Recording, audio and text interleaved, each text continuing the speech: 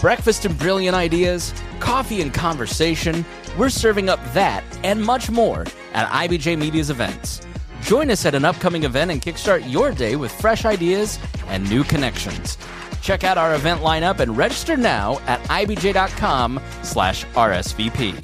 This is Inside Indiana Business Radio for the afternoon of Tuesday, March 17th, 2026. I'm Alex Brown. An initiative of the Indianapolis-based Sagamore Institute is working to revitalize the Star Historic District near downtown Richmond in an effort to boost economic development. Interurban Executive Director Bill Taft says the primary objective is to restore many deteriorated historic homes. The Economic Development Corporation of Wayne County is in the process of utilizing state funding to acquire properties in the Star neighborhood that will be renovated, but also has commissioned Interurban to create a strategy for revitalization of that neighborhood and also help build the local capacity to execute that strategy over the next few years. Taft said the ultimate goal is to reestablish a home ownership market that is active in the neighborhood. Ohio-based building materials distributor Palmer Donovan has opened a 200,000 square foot distribution center in Bluffton. While financial details of the investment were not disclosed, the company said the site will support growing demand for engineered wood products and other building materials. The Northwest Indiana Regional Development Authority is launching a regional initiative to advance the designation of a stretch of U.S. Highway 12 through Lake, Porter, and LaPorte counties as a National Scenic Byway. Such a designation, the RDA said, would boost tourism, enhance access to the Lake Michigan shoreline, support economic development, and complement other visitor attraction efforts. From the number one source for Indiana business news, this is Inside Indiana Business Radio. Thanks for listening to this IBJ Media podcast. You're probably going to remember this ad. Do you know why? Podcast advertising works. 85% of listeners recalled hearing an ad during a podcast, and 70% of podcast listeners have acted after hearing an ad. So whether you're looking to be heard across the entire IBJ Media podcast network, sponsor one of our shows, or just start with a 30-second ad, IBJ Media can help. Contact advertise at ibj.com to learn more. Several environmental and customer advocacy nonprofits are trying to prevent the Trump administration from extending the life of two coal plants in Indiana that had been slated for retirement at the end of 2025. The Citizens Action Coalition of Indiana, Just Transition Northwest Indiana, and the Hoosier Environmental Council have asked the U.S. Court of Appeals to invalidate orders that have kept coal units at R.M. Schaefer Power Plant in Wheatfield and a coal unit at the F.B. Coley Generating Station near Newborough operating. In December, the U.S. Department of Energy said power generated by the units operated by Maryville-based NIPSCO and CenterPoint Energy in Evansville, respectively, were needed to ensure reliability of the Midwest's electric grid due to a shortage of electric energy and a shortage of facilities for the generation of electricity. But national nonprofit group Earth Justice, which filed the petition on behalf of the Indiana organizations and others, says that no emergency exits and that keeping the plants operating costs customers hundreds of thousands of dollars per day.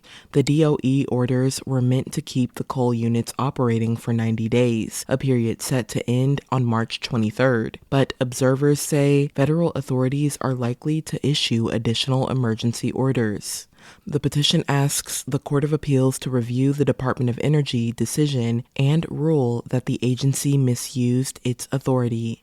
The department did not respond to a request for comment. Abriana Herron, Inside Indiana Business Radio.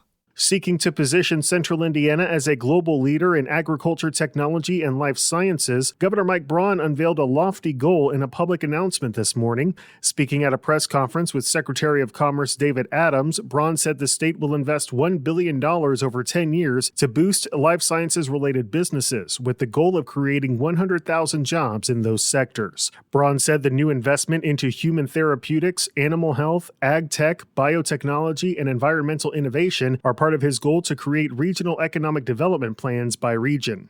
The leader of GE Aerospace's Lafayette engine plant says the company's Indiana workforce is a primary reason for continued investment in its 3 Hoosier facilities. Speaking on Inside Indiana Business Television, Jordan Weissong said employees are the most important component to the company's operations. The people that we have employed here, specifically in Lafayette, are the key to our success. They're key to everything we do. It's a very high skill set. The way that we operate here in this site requires people that have not only that skill set, but also have the soft skills to be able to operate in the type of environment that we have here. The Cincinnati-based airplane engine manufacturer last week announced plans to invest a total of $65 million at its locations in Indianapolis, Terre Haute, and Lafayette. Huntington University President Rob Pepper is this week's guest on the Business and Beyond podcast with Gary Dick, presented by PNC, a weekly conversation with high-profile Hoosiers in business, sports and entertainment, and beyond. Available now on the IBJ Media app or your favorite podcast provider. I'm Alex Brown for Inside Indiana Business Radio on Demand. Curious about what's shaping law in Indiana? From court reforms and NIL rights to mental health courts and energy commissions, the Indiana Lawyer Podcast breaks down the biggest legal issues of our time. I'm your host, reporter Maura Johnson. Join me every other week for your insider guide to what matters in law and why it impacts you. Subscribe now in your favorite podcast app or at ibjpodcasts.com. The IBJ Media Podcast Network is the soundtrack of a growing state. Indiana is on the move, and you can hear it happening on the IBJ Media Podcast Network. We bring you the voices at the center of our economy, our courts, our companies, and our communities. Subscribe now and be part of the conversation that's building Indiana's future. Find all of our shows by searching IBJ Media in your podcast app or visit ibjpodcasts.com.